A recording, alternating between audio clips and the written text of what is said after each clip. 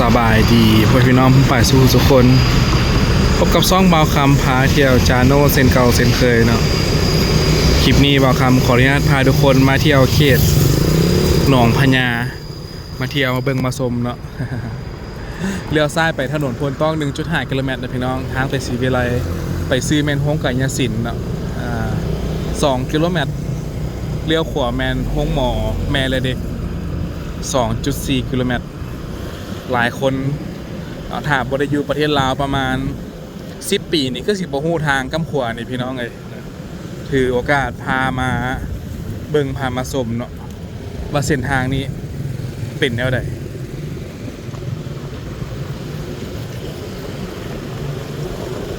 ตัวนี้แม่นเส้นทางไปหุ้งหมอแม่และเด็กนะพี่น้องเด้อเนาะเรือเป็นเส้นทางตัดใหม่ของห้วยหงเนาะเส้นทางตัวนี้ห้วยหงตัดไปที่ดงนาท้องเนาะตัดไปที่หนองพญาพากันไปพากันมาเลยพี่น้องเนาะกันวันแลนเป็นสิ้นยาวไปกับสีฮอดคิวรถสายเหนือพุ่นแหละถ้าเบิ่งจากแผนที่นี่จะรู้เลยว่าทางเส้นนี้สำคัญเนาะสำคัญหลายเลยแหละเพราะว่าจะเห็นให้การจราจรระหว่างทิศต่างๆนี่เข้ามาหากันง่ายนะเนี่ยเขตนี้ก็มีห้างข้าวปุ้นเจลขิงเนาะมีห้างปิ้งแบ้เมื่อกี้นี้ปิ้งแบ้ซอยนิยมบ่เนี่ยสภาพรวมคนสร้างเฮือนแข่งกันพี่น้องเอ้ยเนาะเบิ่งแต่กำแพงกับโหดแล้วเนาะบ่ท่าเบิ่งฮอดเฮือนหลังคาบักใหญ่เฮือนหลังบักใหญ่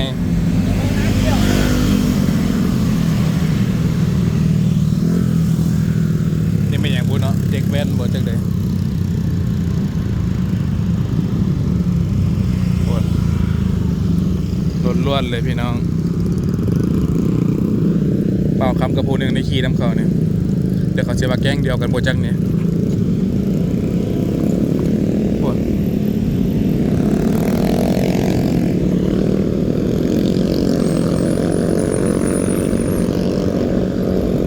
ป่านแกล้งมาเฟียเม็กซิโกคนนึงเนาะ ก็มีห้องแถวพี่น้องเขตนี่ห้องแถวหลายนั่นเนาะเขตหนองพญาเขตห้วยหงตันมีไซดงโดกเนี่ยเนื่องจากว่าใกล้สถาบันการศึกษาเนาะใกล้บอลห้านอาหารโรงงานนั่นนี่ใช่นะ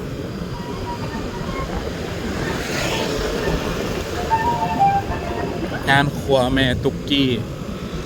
ทานงัวปินโควิดสาขาหนึ่งก็มีแต่บอลคักๆแค่เนาะ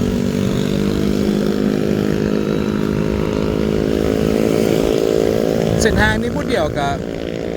มีห้างขายเกิดขึ้นหลายพี่น้องในระยะบ่ฮอด5 ปีผ่านมาเนี่ยบ้านเพื่อนก็ขับค้าหนาแน่นะเนาะที่ดินนี่แมตนึงกันหลายล้านกีบอยู่ได้กดเพื่อนลามักไง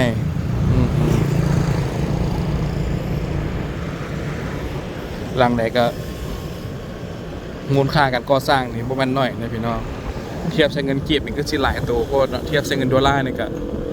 หลายหมื่นหลายแสนดอลลาร์เลยเนาะอาคารบ้านเรือนก็จะได้หลังหนึ่งบ่แม่นง่ายกำลังสร้างใหม่เรื่อยๆพี่น้อง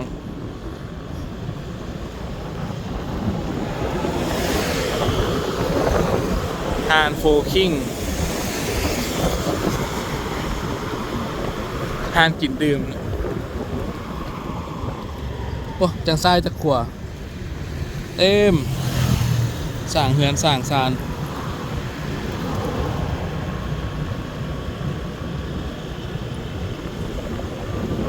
คักพี่น้องถือว่าเงินเฟ้อนี่บ่ได้มีผลต่อคนลาวปานใดเลยเนาะเฮือนซานลานเป็นเนี่ยพกกันตะพึดตะพือเขตนี้ส่วนใหญ่ก็สิเป็นคนลาวเขาอาศัยอยู่พี่น้องลาวแท้เนาะคันว่าเขตซังเจียงนี่ยังเป็นเขตคนจีนคนอย่างมาอยู่เนาะถือว่าคนลาวเขาก็ โอเคอยู่เลยรายหับจึงสิมีอ่าปัญญาสร้างบ้านแปลงเมืองปันนี้เนาะคนลาวกับมีแต่6 ล้านคนหนึ่งเด้มันกระจายอยู่แต่ละแข่งละ2-3 แสน5-6 แสนล้านคนสิเนาะคือจัดประซักหลวงพระบางสวรรค์เขตนี่ก็เป็นล้านเนาะบางแขวงก็ได้กระจายตามหัวเมืองใหญ่อยู่เวียงจันทน์กับประมาณล้าน1 ล้านปลายพี่น้องประชากรสัมมโนครัวเนาะสัมมโนครัวประชากรเรือขวดเป็นหนองพญานี่ซอดกันออกเส้นทางที่เป็นตัดพาไปพามาเด็ไปซื้อห้องหมอแม่และเด็กเนาะ1 กิโลเมตรเลี้ยวซ้ายดงนาทอง 6.5 กิโลเมตรเลี้ยวขวาเส้นทางหนองพญา1 กิโลเมตรพี่น้องนี่ก็ไฟแดงปราบเซียนเนาะก่อนมีไฟแดงนี่ก็อุบัติเหตุเกิดขึ้นหลายเนาะเดี๋ยวขี่ไปซื้อก่อนขี่ไปซื้อแล้วจึงสิพามาเส้นดงนาทองเนาะพี่น้อง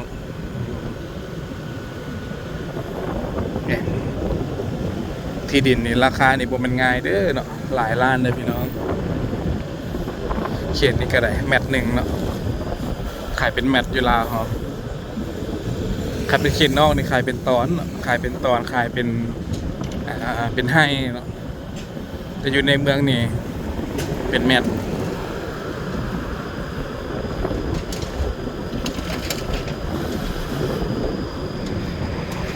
ห้างคาแค่นะห้างแปลงรถห้างขายเสื้อผ้าโฮมเซลอย่างก็เต็มอยู่นี่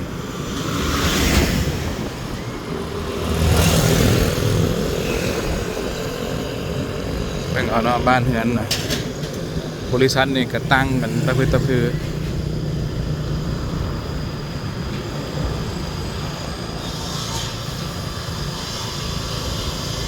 วิดีโอนี้ถ่ายช่วงเดือน5เด้อพี่น้องเด้อเนาะเดือน5ปี2025เนาะถือว่าเป็นช่วงที่เข้าฤดูฝนละนี่มีการก่อสร้างเนาะรถจกรถด้ามก็เฮ็ดเวียกกันเสาร์อาทิตย์บ่มีหยุดว่าซั่นๆเนาะไม่ยังบัดนี้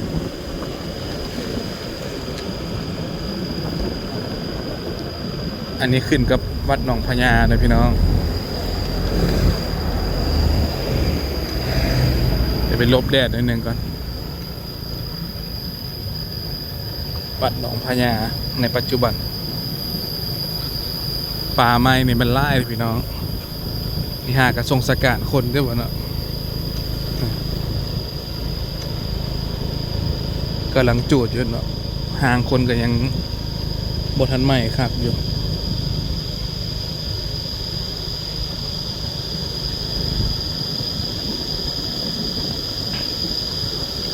กวางขวางเด้อบัดหนองพญานี่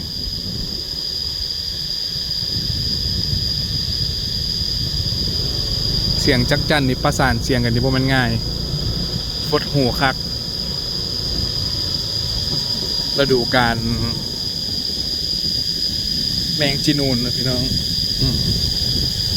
แมงจีนูนแมงขนูนปดแทบปดว่า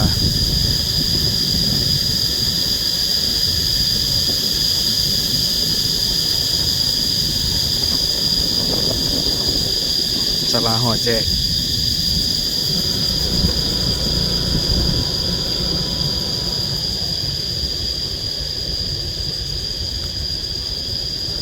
กว้างอีหลีพี่น้องวัดหนองพญา กวางแท้กวางว่าน่าจะหลายเฮกตาร์อยู่เนาะพื้นที่ดินวัดหนองพญาวัดป่ามิตรขะทาเนี่ย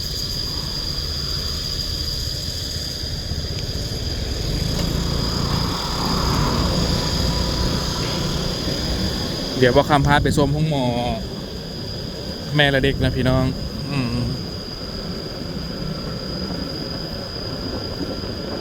เอาบางคนอาจจะยังบ่ฮู้เนาะว่าห้องหมอแม่และเด็กย้ายมาพี่แล้วเนาะย้ายมาทางหนองพญาพี่แล้วนี่เป็นภาษาฝรั่งเศสเลยห้องหมอแม่และเด็กเกิดใหม่ ภาษาฝรั่งเศสก็อ่านบออกแบบว่าครับนะแต่ว่าฮู้ว่าภาษาเขียนเป็นนี่เป็นภาษาฝรั่งเศสเนาะไปซื้อกันเป็นเส้นทางตัดใหม่เส้นทางหนองพญาสีเกิดนะพี่น้องพามาโค้งเบิงห้องหมอนิดน้อยหนึงกันนี่ห้องหมอในปัจจุบันกำไซเนี่ยเป็นกำแพงห้องหมอเนาะ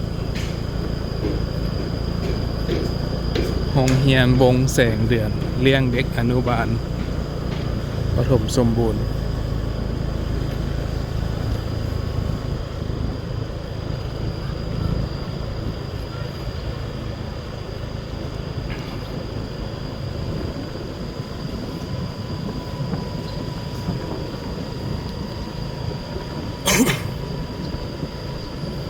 Baby Love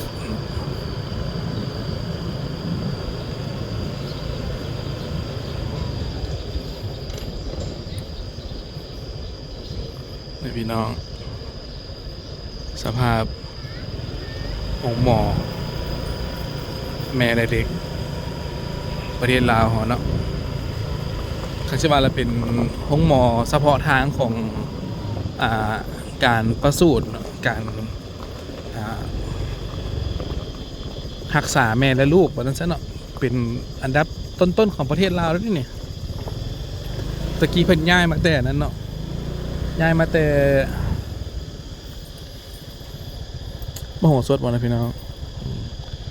ต้องขวาตึกพิเศษเนาะตึกพิเศษทางการมันตึกสุกเสริญตึกบ่เนาะบรรยากาศก็โอเคก็บ่ใหญ่ปานใดพี่น้องเนาะพอประมาณหนึ่ง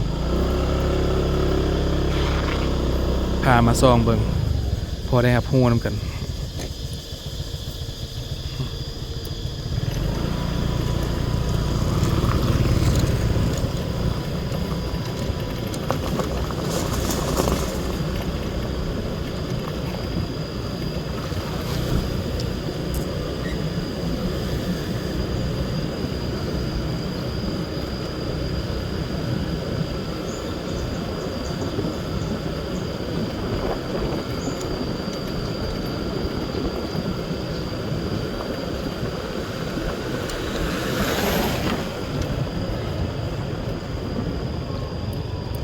ไฟคือว่าลุกพิลึกขึ้นมาอยู่หัน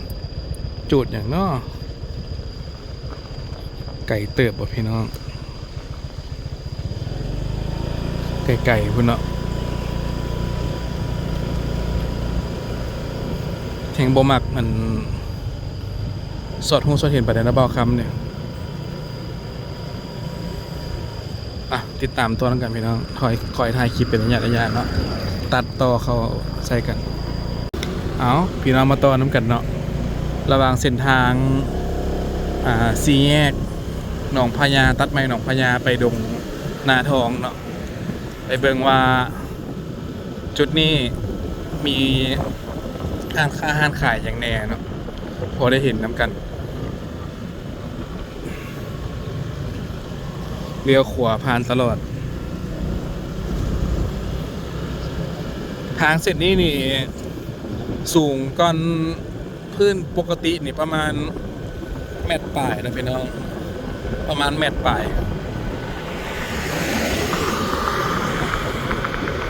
ถือว่าที่ดินเขตนี้ราคาขึ้นแน่นอนราคานี่มันเม็ดหนึ่งหลายล้านเนาะบอกว่าถึงหลักแสนแล้วเนาะที่ดินเขตนี้เนื่องจากว่าหนึ่งเป็นที่ตั้งของทางตัดไม้แน่สินะแล้วก็เป็นจุดเชื่อมต่อระหว่างสายใต้สายเหนือเนาะโดยที่บ่เข้าผ่านตัวเมืองเขตดงโดกเขตหนองพญานี่ก็เป็นจุดหนึ่งที่คนให้ความสนใจหลายแต่ว่าแน่นอนเนาะเจ้าของที่ดินต่างๆนี่ก็เป็น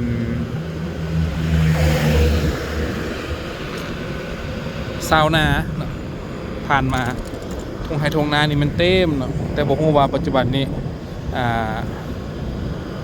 เป็นของนักธุรกิจเบิดแล้วบ่เพราะว่าจากการสังเกตนี้เพิ่นก็เริ่มมาถมดินถมดอนแล้วเนาะถมดินถมดอนเรียบร้อยหมดละจะมีการปลูกสร้างใบๆนี่ บ้านเฮือนคนหลังบักใหญ่พี่น้องบ้านเฮือนเนี่ยใหญ่โตสั่งสินค้าก็เริ่มมาเรื่อยๆ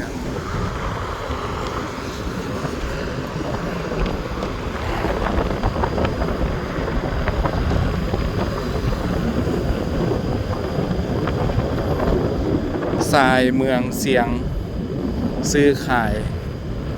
แลกเปลี่ยนรถมือสองน่าจะเป็นเสียงขวางไปพี่น้องคนเสียงขวางมาหาเงินอยู่เวียงจันทร์ในกะลายได้หรอไปอยู่ต่างประเทศกะลายคนเสียงขวางนี่เอาความจริงนี่หาเงินเก่งนะทราบว่าคำมีมุงเสียงขวางหนึ่งกับสีมีพ่อแม่เอามีเงินแน่เนาะสองกับสีเป็นคนสลาดอย่างนี้แหละทิกไผ่มันเนาะโชคไผ่มัน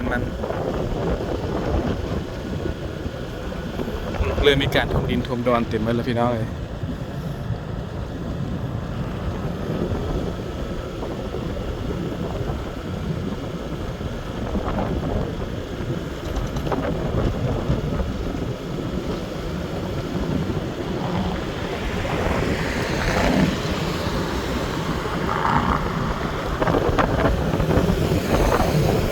โอ้อันนี้เฮ็ดนาอยู่เนาะ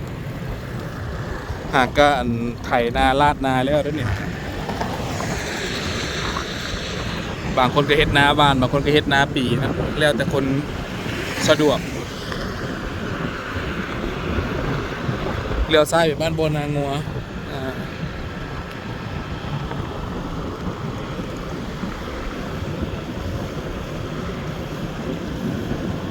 ทุ่งนาเขียนนี่แน่นอนว่าอีกบ่เกิน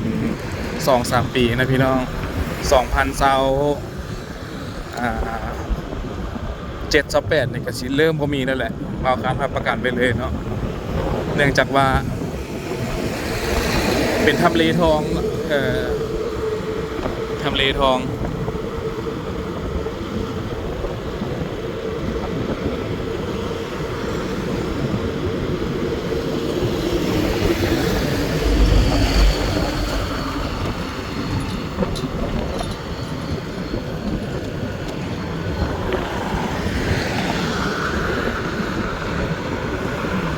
เงินพักจะมีอยู่กลางนาพุ่น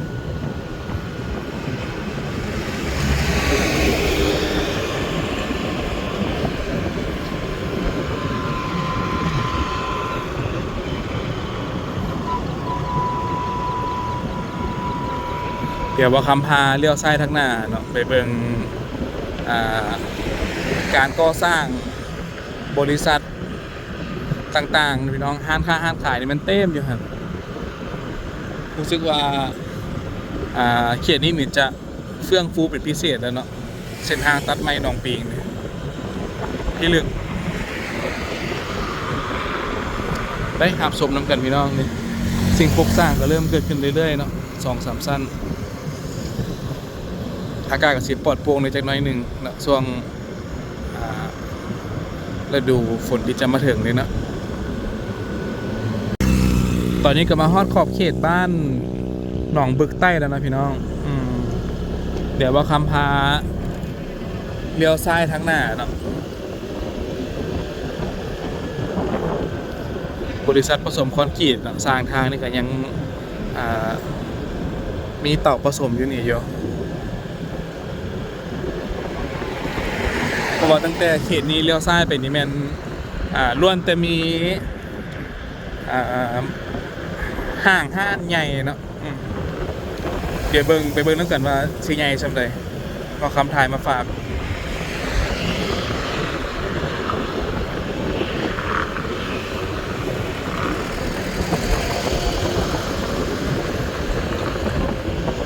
เลี้ยวขวาไปหนองบึก2 กิโลเมตรพี่น้องเลี้ยวซ้ายไปหนองบัวทอง4 กิโลเมตรไปซื้อเมนดงนาทอง2 กิโลเมตร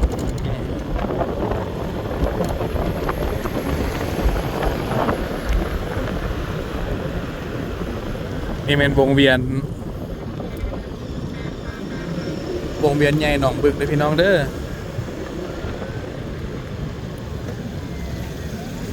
รถนี่ก็หลายคันเพิ่นเนาะจะผู้สิไปผู้สิมาโอ้เรือนหลังใหญ่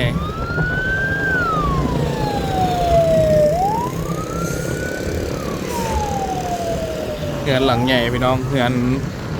บริษัทพงศัพท์บ่เนาะเขาว่าคฤหาสน์เนาะบ่เรือนดอกเนาะต้องได้เปลี่ยนคำห้องแล้ว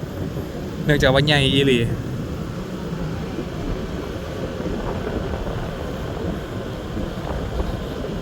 นี่แหละเส้นทางตัดไม้หนองปีก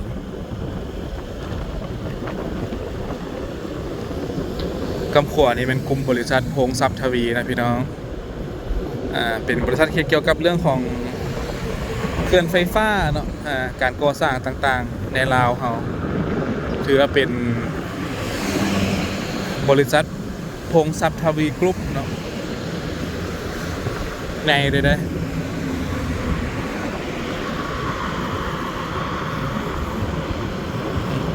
โกดังสินค้าต่างๆก็เริ่มเกิดขึ้นเป็นดอกเห็ดแล้วเนาะช่วงเดือนพฤษภาปี 2025เลย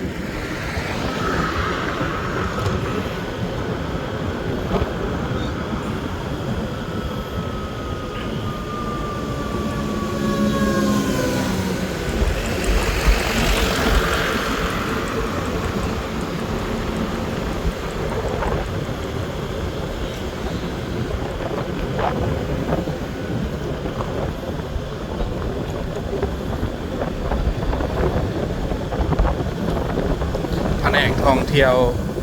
แถลงข่าวและวัฒนธรรมเนาะประเทศลาว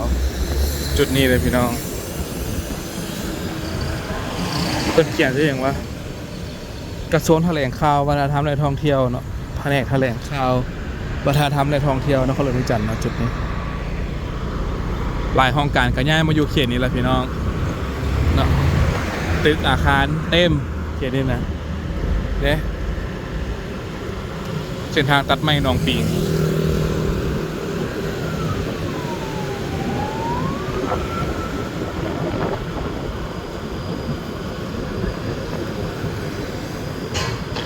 บริษัทก่อสร้างฮับเหมาของจีนสร้างตึกอาคารจีน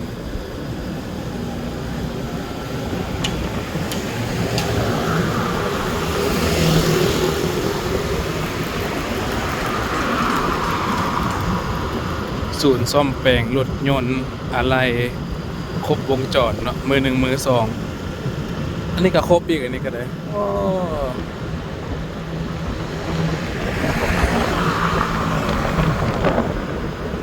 เด้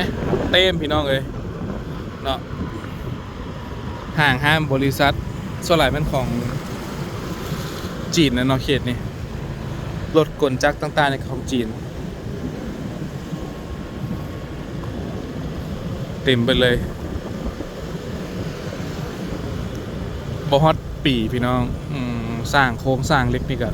4-5 เดือนนะประกอบเข้าถมดินถมดอนสร้างตึกอาคารห้านค่าเนาะ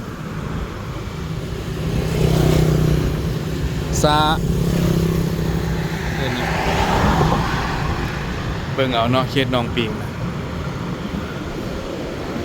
กลุ่มทุนจีนล้วนๆเลยพี่น้อง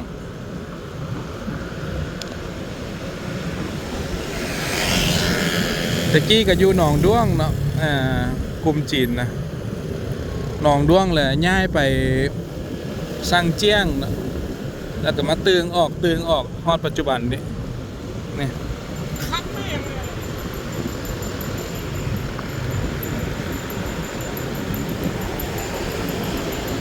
จีนขับรถตัดหน้าประตูนั่นพี่น้องเราให้เลยจีน3588เลยกูซ่อมแปลงรถลู่หัวโอ้ตัวนี้ใจฮ้อน9616เลยพี่น้องเราให้หมอจีนขับรถเมื่อกี้นี่ตัดหน้าเรา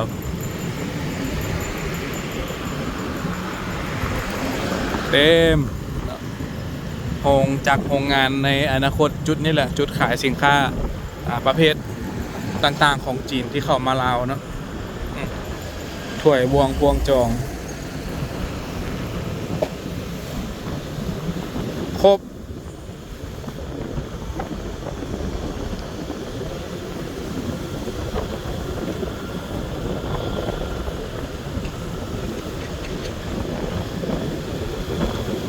เบิ่งเอาเนาะวัวน้อยๆเลยพี่น้องเนาะซ้ำอาคาร3ชั้นเพิ่นเนาะความสูงของโชว์รูมของโกดังขายสินค้านะความใหญ่นี่ก็บ่ให้ว่าเต็มพิกัดเลยเนาะโครงสร้างนะเรือขนเป็นตำรวจตม.นี่กรมตำรวจคนเข้าเมืองเนาะกรมตำรวจคุ้มครองคนต่างประเทศกรมตำรวจคุ้มครองการท่องเที่ยวอยู่นี่พี่น้องกำขวามือนี่เข้าห้อมไปหน่อยนึงเนาะและกำขวาตัวนี้นี่เป็นกระทรวงทรัพยากรธรรมชาติเนาะและสิ่งแวดล้อมหลายกระทรวงกันย้ายมาอยู่นี่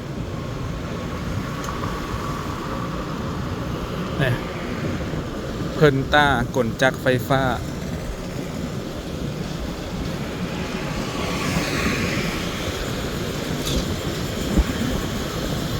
เครื่องมือเครื่องทุนแหงครบเขียนนี่นี่ก็ยังสร้างหมดแล้วเถอะ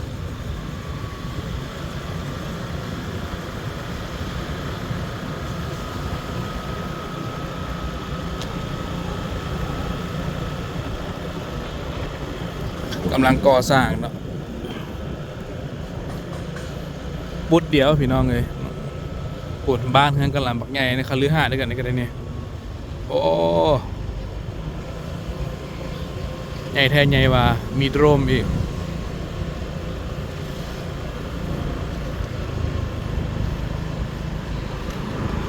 คฤหาสน์หนองปิง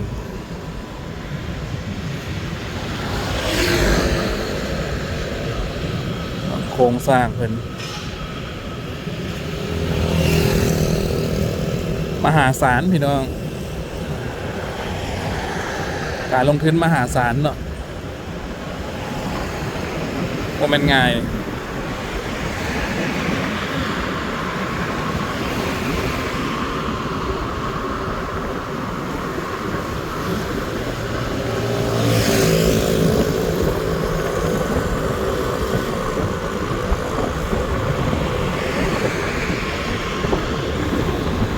เครื่องก่อสร้างเครื่องสร้างบ้านไส้สนามนี่ครบเลยพี่น้องนี่หลายประเภทโคตรรถก็ยังมีเนี่ยเนาะทมดินทมดอนนี่ก็เบิดหลายล้านเลยนะหลายล้านหลายแสนแล้วเนี่ยกลจักรกลอย่างนี้มันครบชานเฮอจีหนึ่งรถจกรุ่นใหญ่ก็มี365 320ยังก็เต็มอยู่เนี่ยลี่หัวเจิ้นท้าย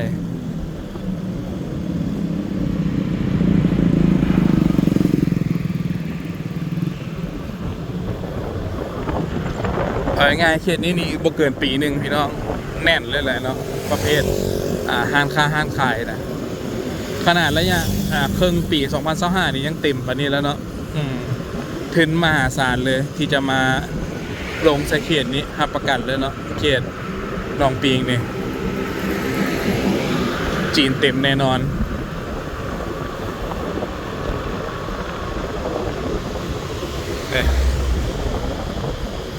เครื่องไฟฟ้าเครื่องใส่ในโครงการต่างๆครบ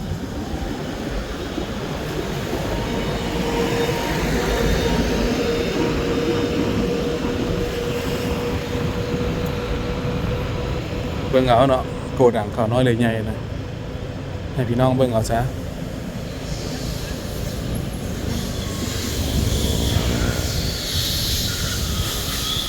วันง่ายเลยพี่น้องเด้อ